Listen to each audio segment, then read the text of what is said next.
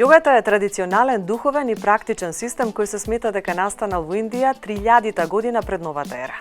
Денес во приказна ќе зборуваме за јогата.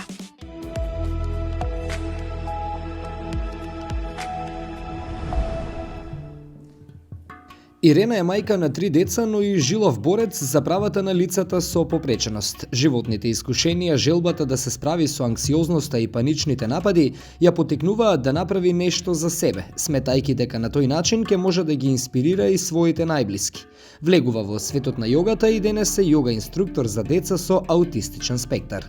После некое време, откако во моето семејство се случи да детето што е со аутизам, моето детенце што е со аутизам, кој што имаше многу предизвикувачки однесувања, за кој што изгледа изгледа многу страшно, кога без да знае што се случува со него, ќе почне да се гребе, ќе почне да се каса на рацете. И мислам дека тогаш имав чувство дека сум најнеуспешниот родител на светот, затоа што не знаев нити зашто се случува, нити па како да му помогнам. И кога веќе немаш никаков избор, кога веќе немаш каде да се свртиш, кога медицината ти вели, значи не знаеме што да правиме со сето ова, јас се решив дека ако мене ми помогнаа тие вежби за дишење, ако мене ми помогнаа тие вежби за фокусирано внимание, тогаш зашто да не се обидам и со него. Јогата го враќа телото во рамнотеж. Оно што го знаеме за аутизмот како состојба е дека тоа човечко битие најчесто е надвор од баланс, но не поради самиот аутизам како состојба, туку најчесто поради тие сензорни поинаквости кои што ги имаат, кои што нити родителите, нити системот можат да ги видат толку лесно. Затоа треба навистина да се фокусираме и да се насочиме да откриеме кои се тие сензорни поинаквости кои што можат во текот денот да придонесат тоа дете да се чувствува да чувствува голем стрес. Значи, тој стрес е во текот на целиот ден, децата не знаат како да се справат и после одреден период веќе почнуваат тие предизвикувачки однесувања да се појавуваат, дали самоповредување, дали агресија, дали повлекување комплетно. И сето тоа е проблем за нивното комплетно живење. Ирена верува дека јогата овозможува бројни алатки кои можат да помогнат во овие аспекти. Пред се, јас би сакала да кажам од онаа јога ја што ја работам, бидејќи јас создадов и своји визуелни картички кои што се конкретно наменети за оваа работа. Кај нас и во околината на нашава држава немаме таква практика, но во светот може да се најдат неколку. Значи, не само што ќе се подобри физичкото здравје, многу повеќе ќе се подобри менталната состојба и многу работиме на тоа како да ја зголемиме емоционалната интелигенција на децата за да можат да почнат да работат и со своите емоции, да ги поврзат со делови од телото. Очекуваното е да се намали агресијата, очекуваното е да почнат да се ослободуваат. И во некои случаеви, значи, говорот да почне да се појавува, зависи сето тоа од возраста. Родителите, семејството се главната алка во оваа приказна. Значи, јас на почетокот кога тргнав да работам, кога мислев дека јас само со деца ќе работам, на првиот час кој што го организирав, во првите 5 минути само во првите 5 минути јас сватив дека јас тотално погрешно можеби сум имала идеја дека јас ќе работам само со децата. Јас точно знаем како да работам со децата и се беше тоа прекрасно, но сватив дека јас работам со родителите. Јас работам со родителите, значи во изминатиот период работев и работам сега малку помалку, но проценки во домот, значи проценки каде што заедно со родителите и со сите членови во семејството, каде што има посебно деца со аутизам, правиме една проценка до каде е состојбата, што е можноста, каква е комуникацијата помеѓу сите, и баби, и дедовци живеат, и браќа и сестри, за кои што скоро никој не обрнува внимание, за тие братчиња и сестричиња никој не ги третира. А тие толку многу може да влијаат и да создадат една кохезија дома убава, каде што секој може да си помогне. Секако, менталното здравје на родителите е многу важно. Тоа е и суштината за да се влезе во овој процес, додава Ирена за крај. Само среќни родители можат да бидат инспиративен пример за своите деца. Што е јога? Самиот термин јога значи соединување, слога, цврст спој. Еве што ви подготвивме за јогата денес.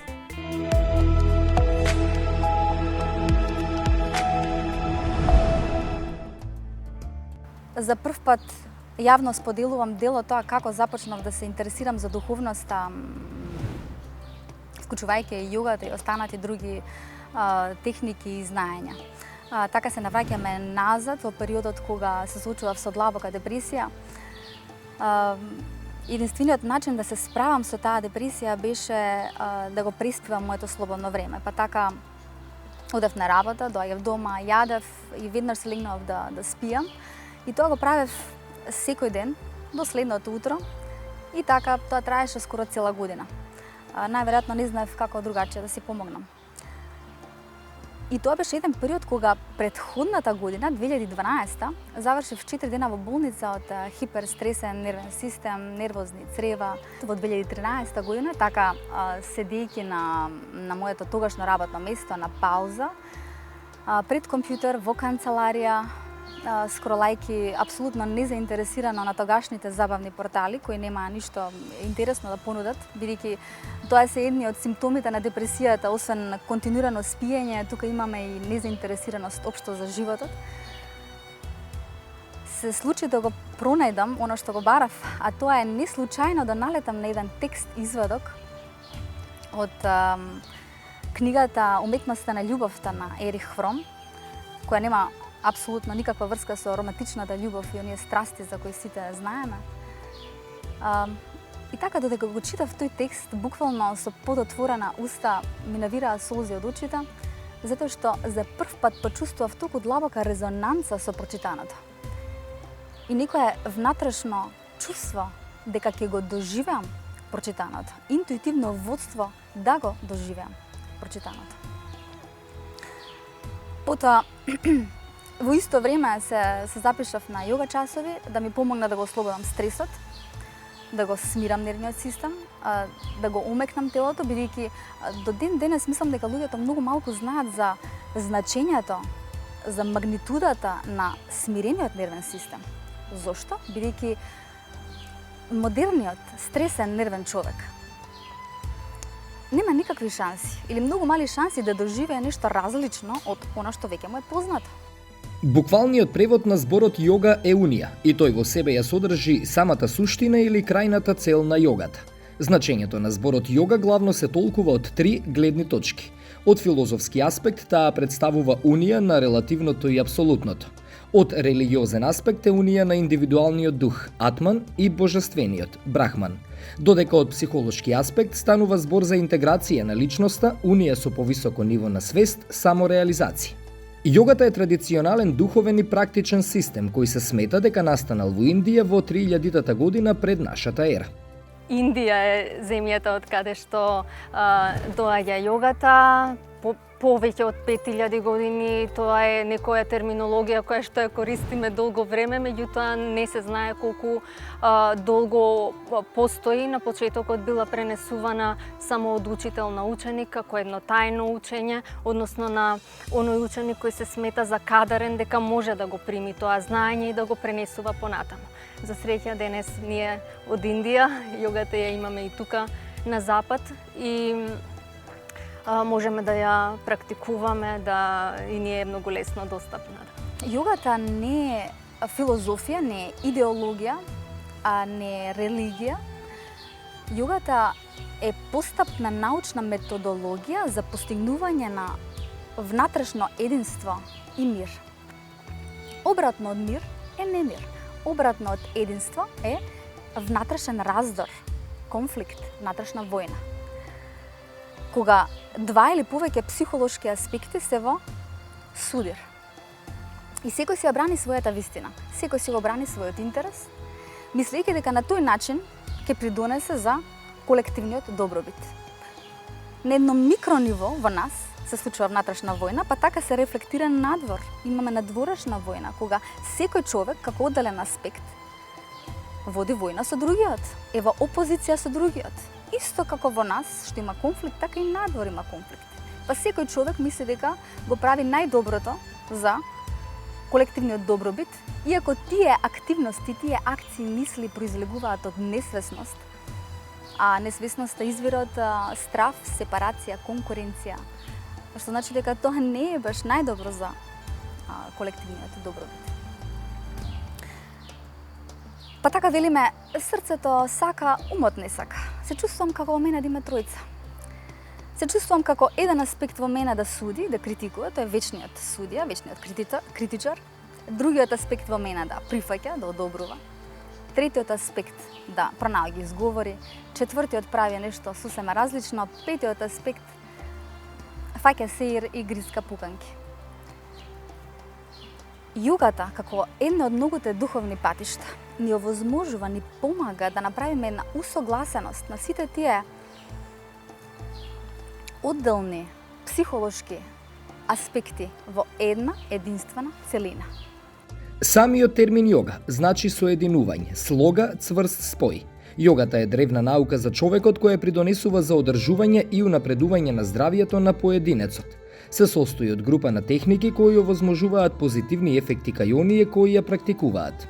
Кога би почнала вака да ги набројувам сите придобивки кои што може јогата да ги даде, навистина таа листа би била премногу долга, меѓутоа од моето лично искуство, а и слушајќи ги вака практикантите кои што ги споделувале нивните искуства, може да се каже дека една од базичните придобивки е подобрувањето на флексибилноста. Скоро секој се чувствува подобро го чувствува држењето на телото, се подобрува флексибилноста на ребетот, мобилноста на зглобовите, исто така мускулатурата се подобрува, еластичноста, тонусот на мускулатурата, значи комплетно целиот мускулно-скелетен систем. Исто така има бројни придобивки за сите органи во нашето тело. Ја подобрува и дигестијата, работата на целиот кардиоваскуларен систем. Може да го нормализира крвниот притисок, да делува превентивно во некои заболувања како например остеопороза и така натаму. Меѓутоа во глобала, она што би го истакнала како посебно важно во денешно време е нејзината улога во подобрување на нашето ментално здравје. Затоа денес јогата е многу популарна и постојат многу школи кои ја препорачуваат. Но треба да се знае дека за да се предава јога, инструкторот треба да има големо искуство во јога филозофијата и практиката. Тука во Скопје посетив дводневен семинар на познатиот Свами Сачидананд од Ришикеш, Индија, кој беше за мене трансформирачко искуство. Продолжив да ги посетувам неговите онлайн работилници. Во Македонија јогата мислам дека е некаде дојдена кон крајот на 70-тите години, значи нешто пред јас да се родам, меѓутоа и требаше голем период на наоѓање свое место тука. Најпрво беше како една табу тема, не сакаше секој лесно да ја прифати, дури и денес имаме такви слични ситуации, меѓутоа во последно време навистина е доста популаризирана, дури се развиени разноразни стилови на јога и многу подостапна е за сите, лесно може да се дојде и до литература, и до видеа, и до инструктори. Јогата како дисциплина вклучува физичка, ментална и спиритуална пракса, па така делува на сите нивоа од нашето постоење. Нема надпреварувачки карактер, туку представува совршена алатка за усовршување на самите себе од сите аспекти. Делува многу смирувачки на нашиот нервен систем, не ослободува од стрес, не ослободува од напнатоста, делува поволно кај анксиозни состојби и така натаму. Значи, бројни се придобивките, потврдени со научни истражувања. Основната тенденција во јогата е подигнување на свеста и освестувањето на сегашниот момент. Кога сите тие аспекти имаат една единствена вистина и одат по една единствена универзална волја. И на тој начин, со самото интегрирање, разбирање, прифаќање, освестување на тие опозицијски аспекти во себе, се топат поединечните вистини, поединечните интереси и останува само една единствена волја. Па тука велиме срцето и умот се на една иста страна. Кога духовното срце или духот, психата и телото се на една иста патека со една единствена волја. Меѓутоа, тука не говорам за физичкиот аспект на јогата, како бран од западот ни доаѓа да се фокусираме само на физикалноста.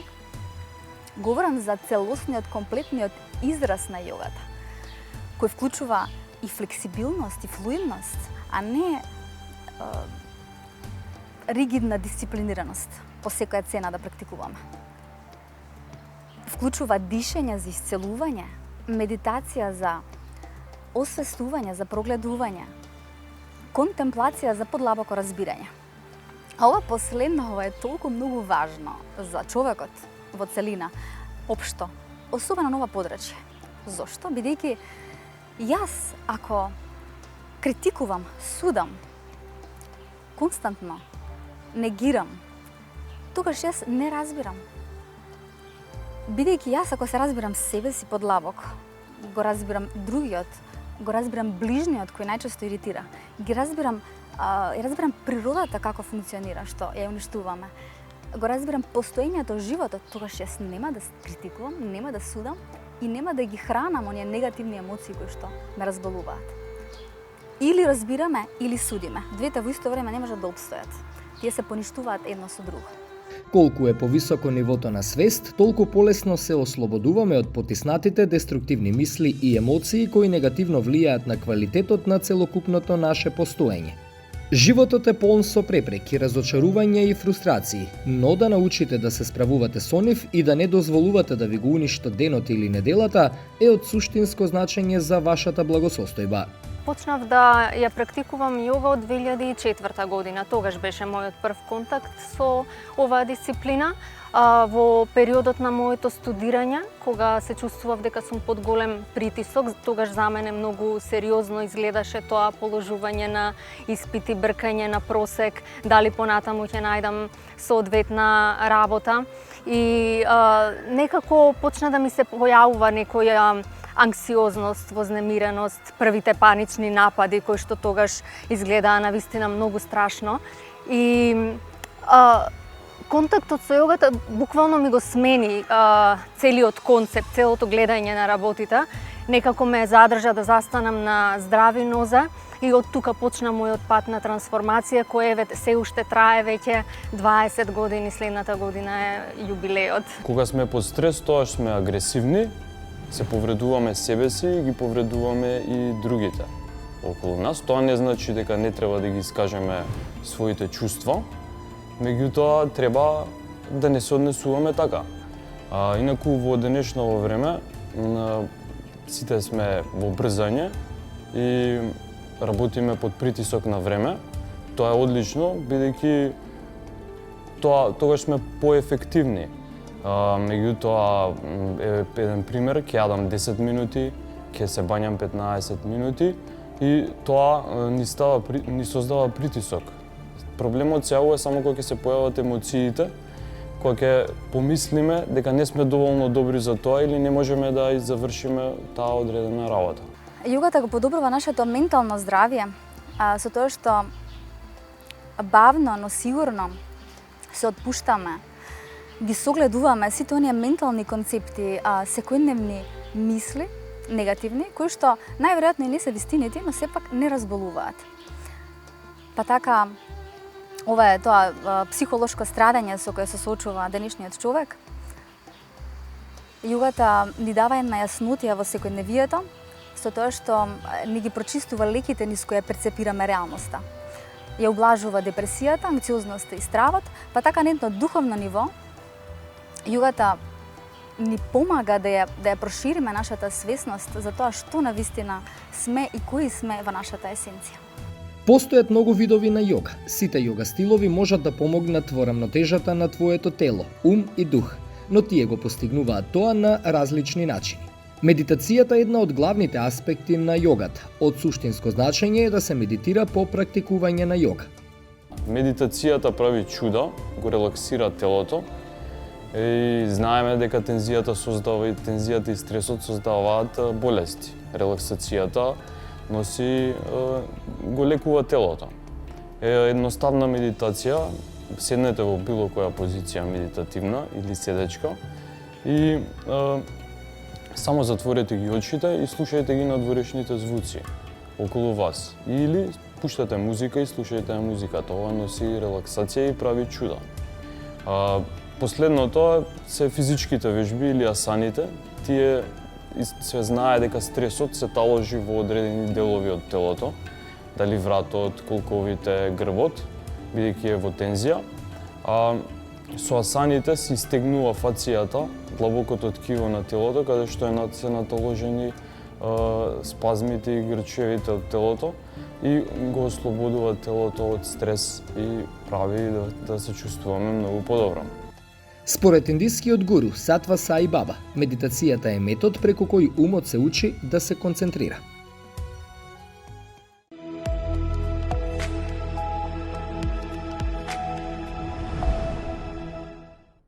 На моето прашање што е јогата, би сакала да ни ја раскажете вашата лична приказна, што ве натера вас да почнете со јогата?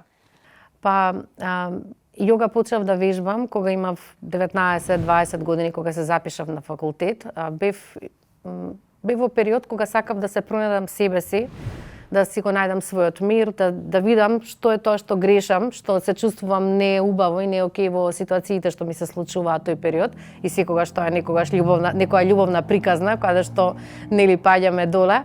Така да во тој период почнав да истражувам, се приклучив на психолошки групи за психолошка група за личен раст и развој. Во тоа време таа беше единствена тука во Скопје, која што учеше по принципите на трансакцијска анализа. Тој е правец во психотерапија што се занимава со комуникацијата со луѓето и основач Ерик Берн. И паралелно во тој период почнав да истражувам и да одам на јога часови, бидејќи начинот на кој што доаѓавме во контакт со себе и со тоа што внатре во себе го чувствував јас во тоа време, навистина ми беше освестувачки и ме натера да длабоко навлезам и да се истражувам себе си на еден спиритуален, духовен начин. Значи, тие два пата, патот на психолошка работа на себе и патот на духовна работа на себе, првите, после тие 19 години, тие наредните 20 години ми беа паралелни патови, кои што истражувајќи низ животот, некогаш бев повеќе спиритуално, духовно насочена, па имав патувања во Индија, во ашрами, баш бакти јога ја живеев, карма јога, од тоа се оние 4 патишта на јогата, нели раджа јога, во која што влегува кралската јога, каде што влегува и хата јога, вежбите, асаните кои што ги правиме, медитација, повлекување, таму има принципи нели на придржување, на откажување и така натаму. Бакти јога, патот на срцето, на девоцијата, патот на молитва, мантра, медитација, патот на карма јога, патот кој што нели како што кажавме пред малку, Саи Баба вели дека нашиот ум треба да биде во шумата, што значи треба да научиме да не биде смирен, но нашите раце треба да останат во општеството, да помагаме на општеството и тоа што се наоѓа во него, значи да не се издвоиме од тоа.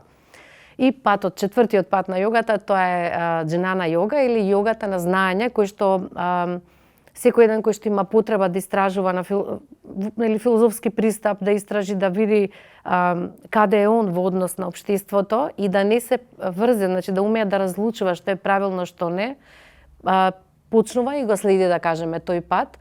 По секој случај, постојат многу имиња сега на јогата, нели во ова модерно време, секој еден учител, за да го разликува својот пристап и својот пат, дава некакво друго име на јога, но сепак станува збор на тие 4 концепти, кои што согласно индивидуалниот карактер на личноста, секој еден треба да го одбере она кое што на него му одговара. Јас имав периоди во животот кога бев повеќе во бакти јога, имав периоди кога правев повеќе карма јога, проучував исто така доста книги во еден период во животот, джнана јога и сега овој период во животот можам да кажам дека особено од 2014 година наваму некако направив интеграција на целото знаење што го добив и од психолошка смисла и од духовна смисла и тоа го преточувам во јога часови. Истражувајќи малку за јогата, видов дека терминологијата значи обединување. Ова значи обединување и на телото, на духот, на целата состојба на нас, а вклучително и на општеството?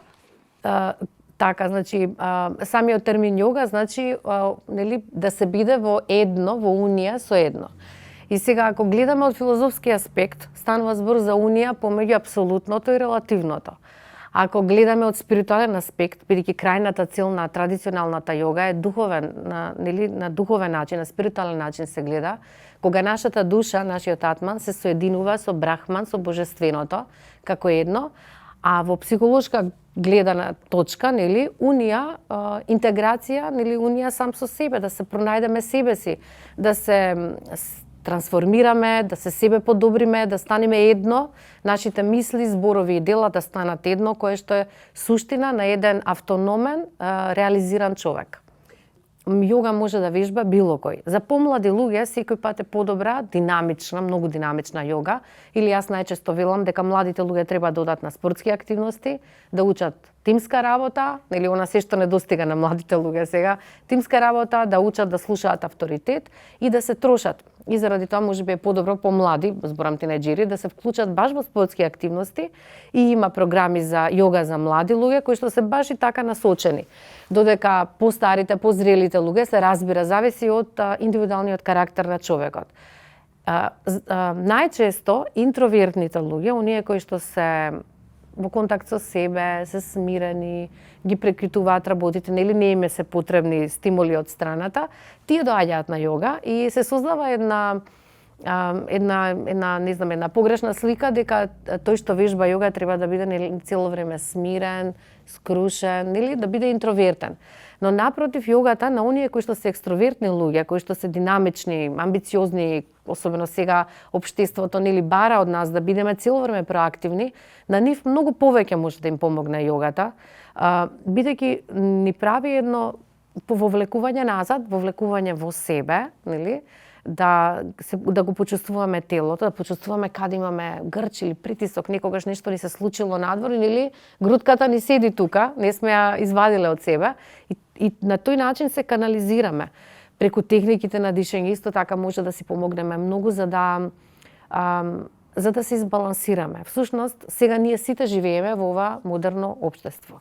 Толку многу технологијата се развива, толку многу новитети имаме, толку многу нови информации доаѓаме, што нашиот ум не може сето тоа да го прими, да додадете на тоа, ако живеете семеен живот, имате нели фамилија, деца, обврски, ако имате работа која што бара многу од вас, тоа е толку голем притисок што секој еден од нас треба да најде канал како да го извади тој притисок, таа напнатост, тој природен стрес, за да може да функционира на долг рок, збориме, да живее здраво и долговечно, не брзо да отидеме, нели? Така да, јогата е една од техниките кои што може да се искористи. Го споминавте дишењето, во таа насока би сакала да надополнам дека многу истражувања укажуваат дека, например, пливањето исто така делува добро на нас, затоа што техниките за дишење ни овозможуваат да го смириме организмот. Во контакт со јогата, веројатно и се учат техниките на дишење. И што тоа значи обично за луѓе кои што често се скептици, како тоа се учиме да дишеме, кога сите знаеме да дишеме? Така, тоа е најголемата заблуда, нели дишењето е несвесен процес, ние не сме свесни дека дишеме, се до моментот кога ќе се закашламе и нешто нели ќе ни се случи, тогаш делумно вниманието го насочуваме на дишењето.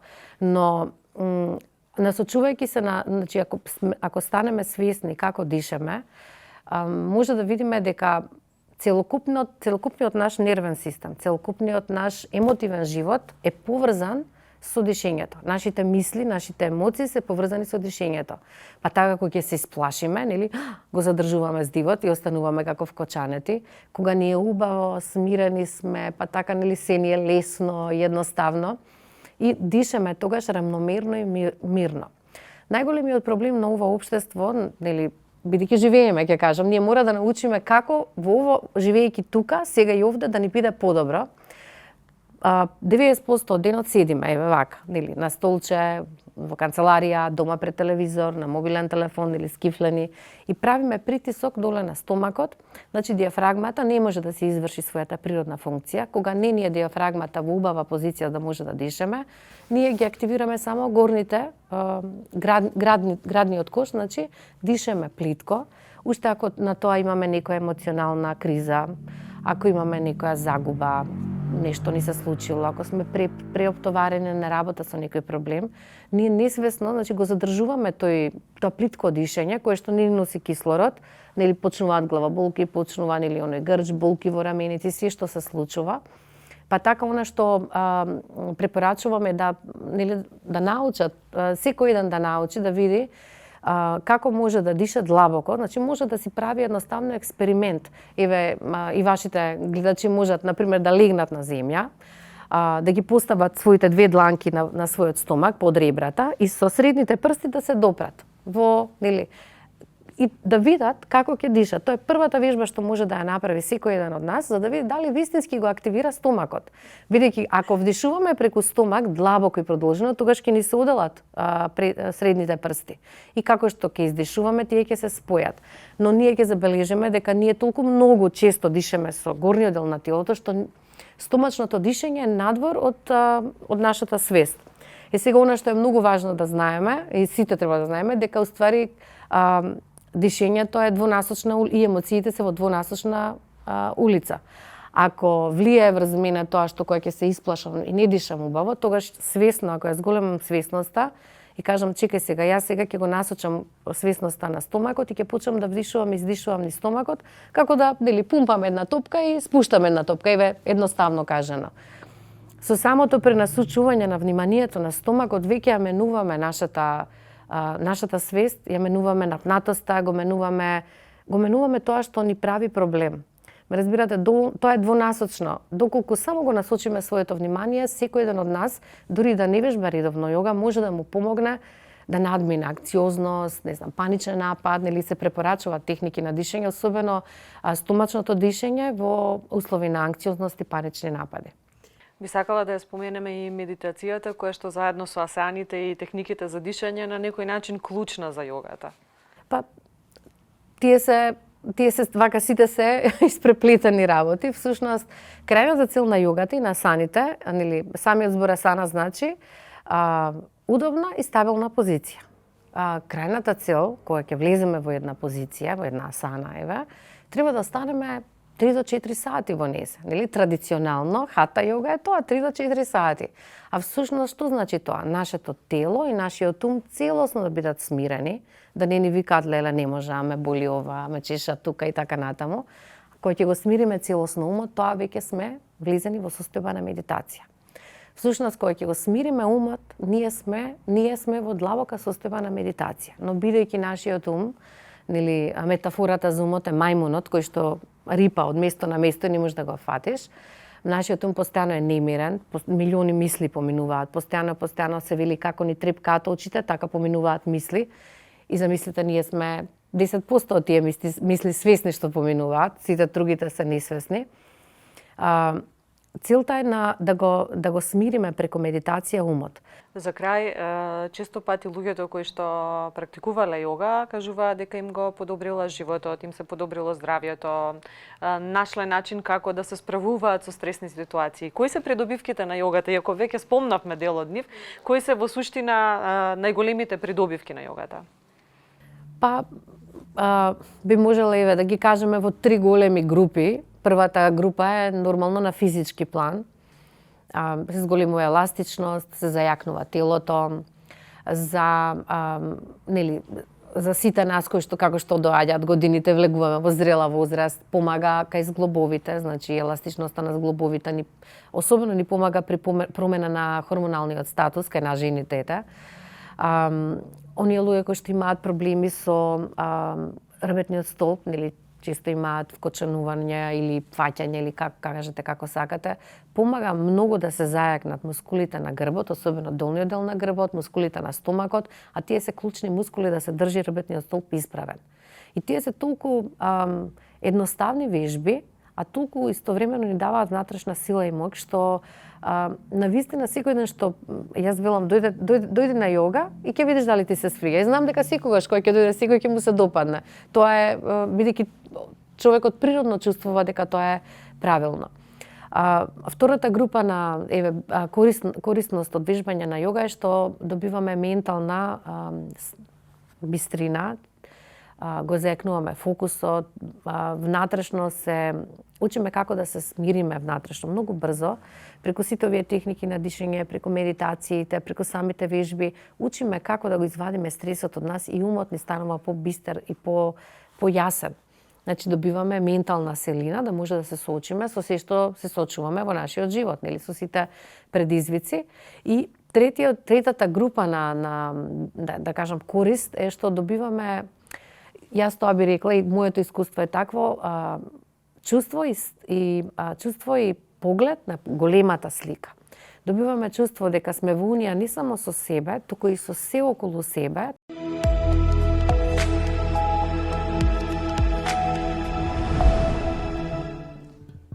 Јас ке тргнам од своја собствена причина зошто сум почнала со јога и што сум како главна придобивка, која ми е едноставно соединување.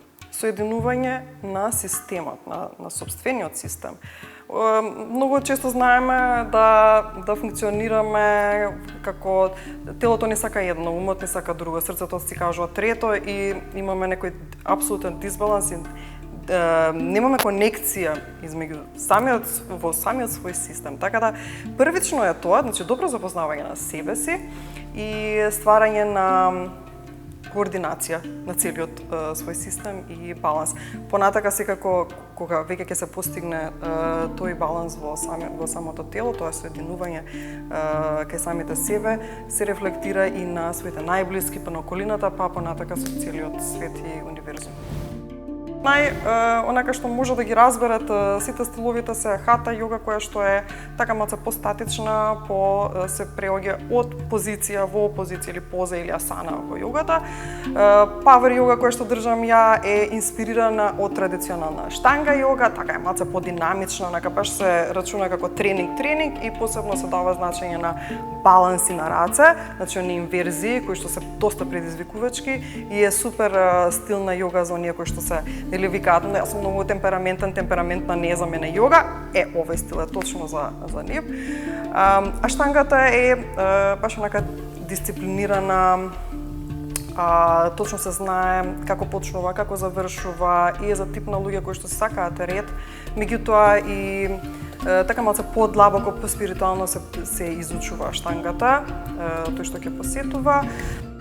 Многу едноставно, сите имаме проблеми со орбетот. Вакви или такви во текот на годините негде ќе избијат со некаков проблем, болка, не знам, значи од кичмата цело тело, од силата на стомакот, на јадрото на кичмата се држи нели цело тело, а во јога там многу се користи и се учи како да се користи јадрото, значи во наша полза. Не зборувам за стомачни да имаме тоа, автоматски се доаѓа.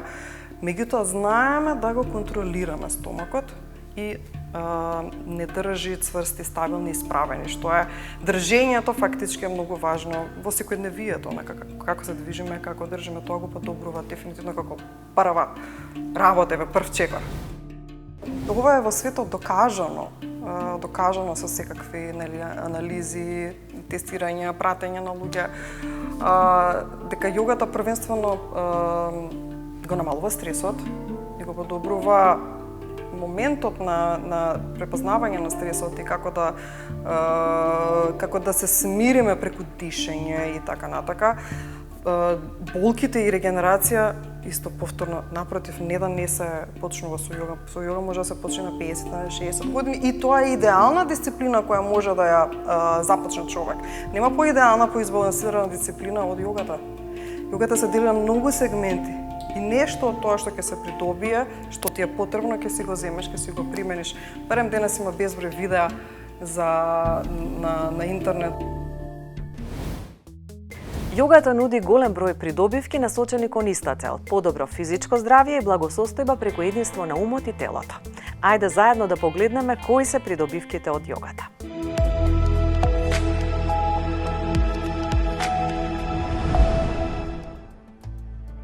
Јогата како практична дисциплина ги дава своите ефекти благодарение на континуираната работа на редовната програма. Јогата би рекла дека е дисциплина, еден метод кој што делува на целокупното наше постоење, и на физичкото тело, и на менталното, и на емотивното, на духовното. Не би можела да кажам дека е религија, иако се заснова на одредени религиозни учења, како што е хиндуизмот.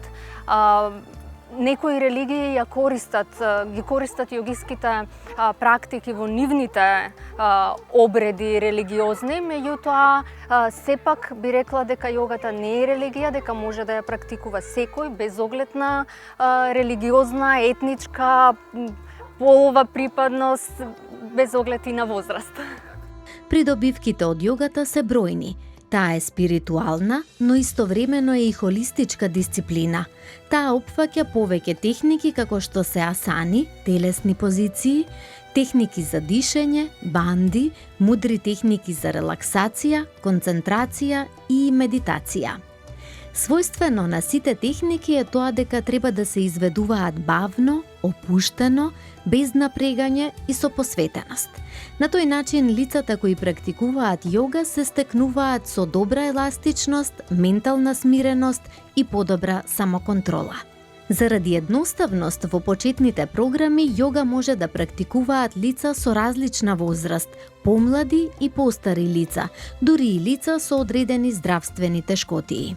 Постојат и специјализирани курсеви по јога за одредени категории заболувања, каде што програмата е приспособена за истата и искусен инструктор по јога на лесен начин може да избере соодветни јога техники за таа намена.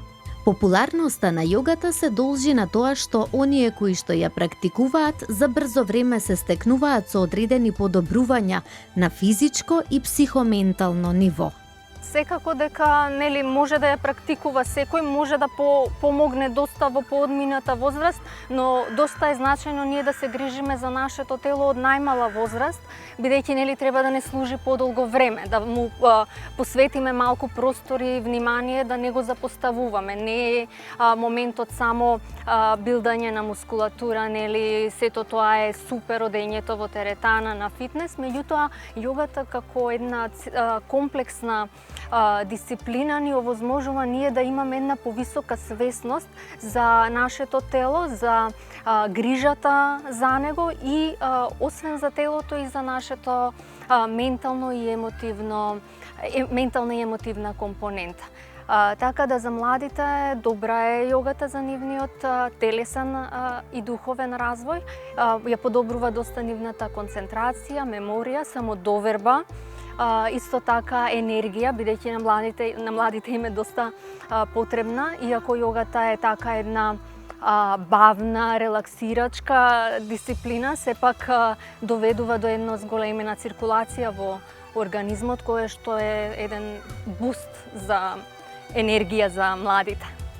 Тајната на сите позитивности од изведувањето на јога техниките е во рамномерното распределување на оптоварувањето на сите мускулни групи. Овие придобивки се од големо значење за превенција и надминување на многу тешкотии во грбот, вратот и други делови на рбетот, кои што се зачестени кај лица што долго време седат на работа или дома. Јогата нуди голем број придобивки насочени кон иста цел – подобро физичко здравје и благосостојба преку единство на умот и телото. Придобивките од јогата се многобројни и мултидимензионални, исто како што сме и ние. Па така на едно физичко, ментално и духовно ниво. Јогата го подобрува нашето физичко здравје со тоа што го зајакнува целото тело во неговата структура, го смирува нервниот систем, со тоа го зајакнува имунитетот, ја подобрува дигестијата и квалитетот на сонот. Физички јога позите ја подобруваат еластичноста на мускулите и зглобовите. Исто така ги масираат внатрешните органи и ја подобруваат нивната функционалност. Асаните, физичките вежби во правилна координација со дишењето и вниманието, ова е многу важно бидејќи каде ни е вниманието додека вежбаме, додека тренираме или правиме било каква активност во текот на денот. Дали не летка по некоја мисла или сме тука присутни бидејќи вниманието го мултиплицира бенефитот од вежбата. Па така, правилна координација на дишење, движење и внимание придонесува влез, дозволува на нова животна енергија, со тоа го прочистува и го зајакнува, го напојува нашето енергетско тело. Па затоа често после йога час се чувствуваме олеснати, слободни, свежи, обновени и енергизирани. Она на што се посветува внимание при практикувањето йога е правилното дишење. Йогата ни нуди неколку начини како да се справиме со стресот, меѓу кои еден од тие е дишењето или уште познато како пранајама. Значи, кога сме под стрес, ние дишаме многу брзо и плитко, а кога по правило треба да дишаме длабоко, вдишување и издишување долго и бавно. Тоа носи релаксација и го оттрга, го ослободува стресот. Општо познато е дека дишењето кај човекот е во директна релација со неговата моментална емоционална состојба. Например, кога некој се лути или е емоционално вознемирен, брзината и силата на дишењето се зголемуваат, а кога е задоволен, неговото дишење е бавно и мирно. Правилно дишење подразбира 8 до 12 вдишувања и издишувања во минута и е комбинација на абдоменално и торакално дишење. Со комбинирање на овие два типа дишење се овозможува вдишување на оптимална количина воздух, а исто така и издишување на максимална количина искористен воздух. Целото движење од стомакот на кај градите и од градите на кај стомакот треба да биде рамномерно. Ваквиот начин на дишење на кој би требало секој да дише се нарекува целосно, правилно, идеално или йога дишење. Најдобро е да се практикуваат сите три и медитација, и дишење, и вежби физички, бидејќи имаат најголем ефект. Меѓутоа може и одделно во секоја дадена ситуација. Медитацијата е една од главните аспекти на йогата. Време е да медитираме заедно со она што ви го подготвивме денес во артикулација.